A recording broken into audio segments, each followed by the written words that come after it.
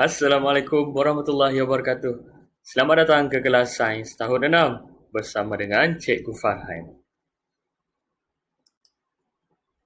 Okey, ingat lagi apa yang kita dah belajar pada minggu lepas? Jadi hari ini kita masih lagi belajar dalam tajuk mikroorganisma tapi subtajuk yang baru.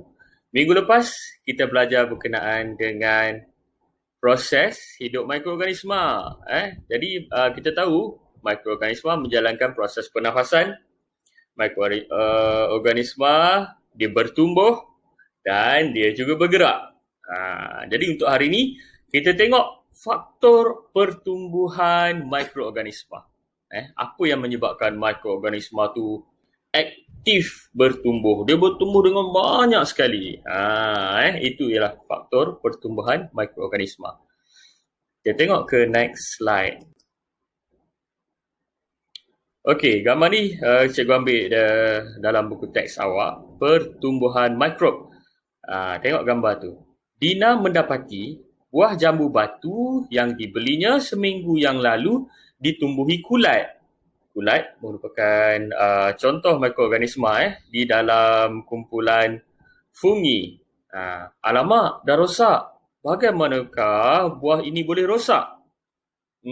Jawapan dia, buah menjadi rosak disebabkan oleh tindakan mikroorganisma. Tengok yang warna hitam pada buah tu, itu ialah kulat, kulat yang tumbuh. Jadi mari kita menjalankan eksperimen untuk menyiasat faktor yang menyebabkan buah jambu batu menjadi rosak. Jadi kalau kita di sekolah, kita akan jalankan eksperimen inilah. Eksperimen antaranya eksperimen roti. Tumbuhi kulat.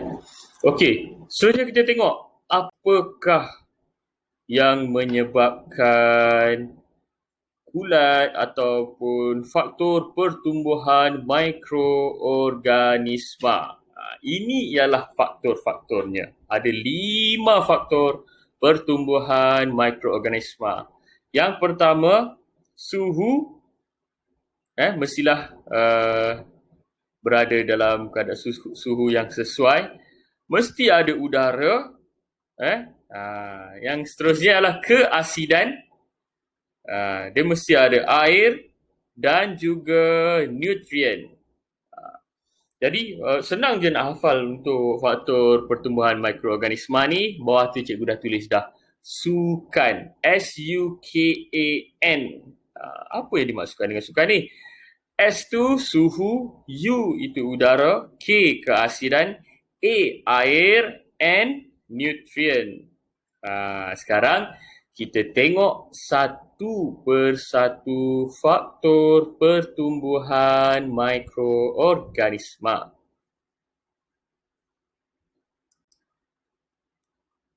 Okey, mula-mula sekali kita tengok faktor suhu. Okey, untuk mikroorganisma, suhu pertumbuhannya mestilah suhu yang sesuai. Mestilah tidak terlalu tinggi dan tidak terlalu rendah. Contoh kalau makanan. Jadi untuk makanan mentah seperti ikan, seperti daging, itu mikroorganisma memang sukalah. Kalau kita letak pada suhu luar, suhu bilik. Suhu bilik maksudnya suhu keadaan biasa kita letak di dapur macam tu sahaja. Kita tak masukkan dalam peti sejuk.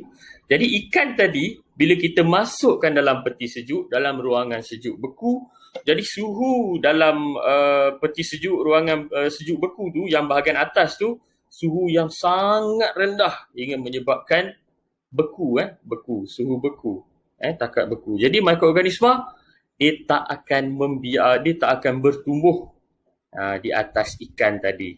Jadi bila mikroorganisma tak tumbuh di atas ikan tu akan tahan lebih lama.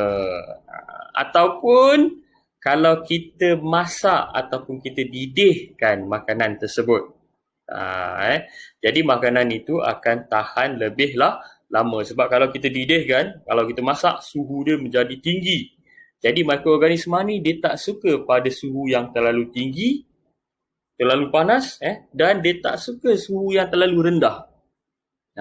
Kalau dia terlalu panas, dia ada yang akan mati, dan bila terlalu rendah, dia jadi tidak aktif. Dia jadi dalam keadaan yang orang kata tak aktif lah, sebab sejuk sangat dia beku.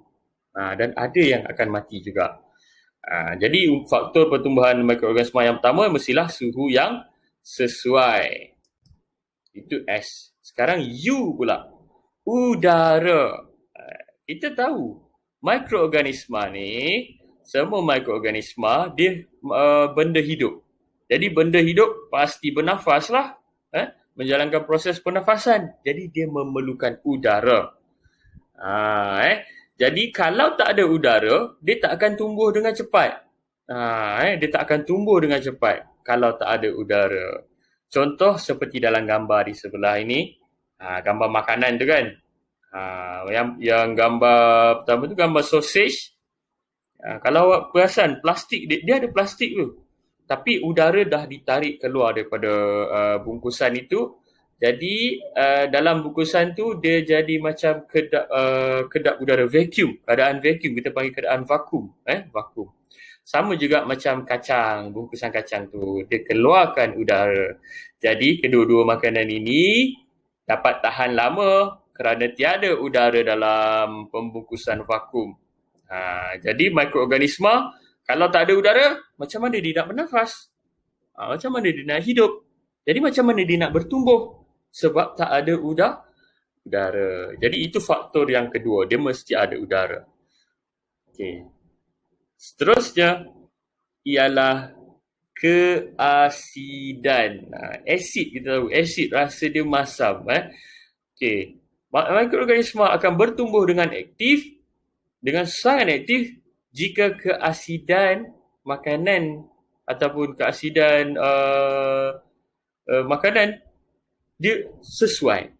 Dia tak terlalu berasid dan dia tak beralkali, dia neutral. Dalam keadaan neutral ataupun lebih asid sedikit, dia akan aktif.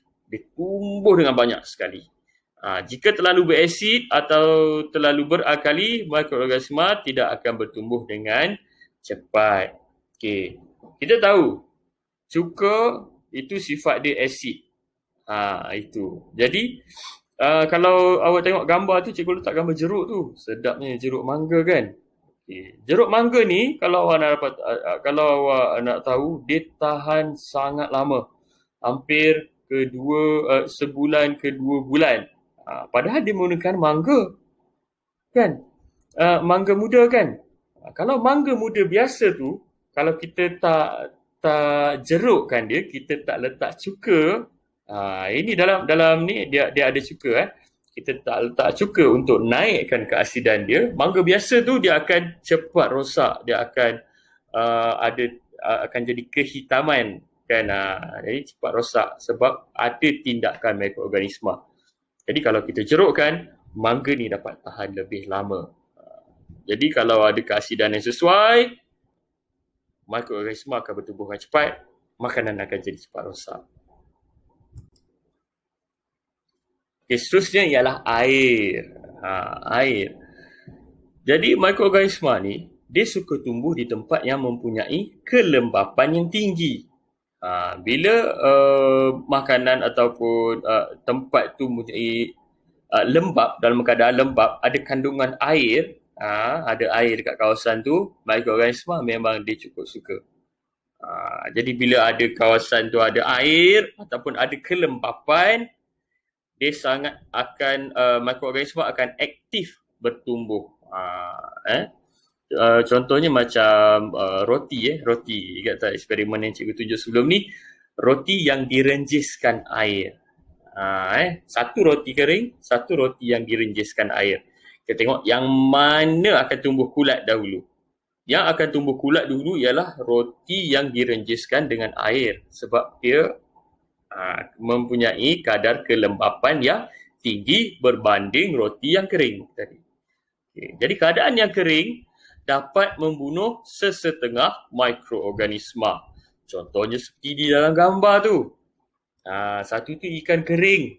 Dan sebelah lagi buah yang telah dikeringkan. Buah apa tu? Ada buah apple yang telah dikeringkan, ada buah apricot, ada buah apa lagi tu? Ada buah limau yang telah dikeringkan. Okey, jadi buah-buah ini yang asalnya adalah buah mentah telah dikeringkan, iaitu telah ditarik airnya dengan kaedah pengeringan. Jadi buah ini akan tahan lebih lama. Sebab mikroorganisma tak suka. Kan? Sebab apa? Sebab dia tak ada air. Tiada kandungan air ataupun sangat kurang kandungan air. Jadi mikroorganisma ini macam mana nak hidup kalau tak ada air? Macam mana dia nak bertumbuh kalau tak ada air? Jadi bila makanan yang mikroorganisma tak suka, jadi makanan tu akan tahan lebih lama. Okay, itu faktor air. Dan seterusnya, faktor yang terakhir ialah faktor nutrien. Nutrien dalam makanan menjadikan mikroorganisma cepat bertumbuh. Apa itu nutrien? Nutrien merupakan sumber tenaga kepada mikroorganisma. Seperti dalam roti. Dekat dalam roti mempunyai kandungan nutrien. Macam eksperimen yeast dan juga belon yang berkembang. Eksperimen yang lepas, nutrien dia kita gunakan gula. Gula sebagai pengaktif kepada yeast. Jadi gula tu semua makanan lah. Okay, jadi kalau makanan tersebut mempunyai nutrien yang sesuai, jadi mikroorganisma akan cepat bertumbuh. Okay. Kita ulang kaji balik. Ingat lagi kan apa itu sukan? Senang saja. S tu suhu. Jadi faktor pertumbuhan mikroorganisma mesti mempunyai lima aspek ini. Dia ada 5. SUKAN. Dia mesti wajib mempunyai 5 faktor ini untuk bertumbuh dengan aktif.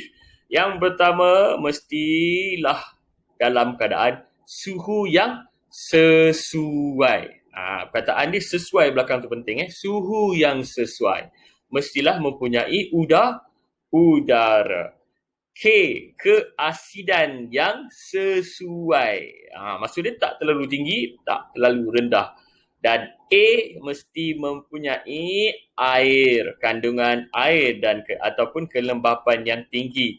Dan N ialah nutrien. Ulang balik, suhu sesuai, udara, keasidan sesuai, air dan juga nutrien. Sukan. Okey. Jadi,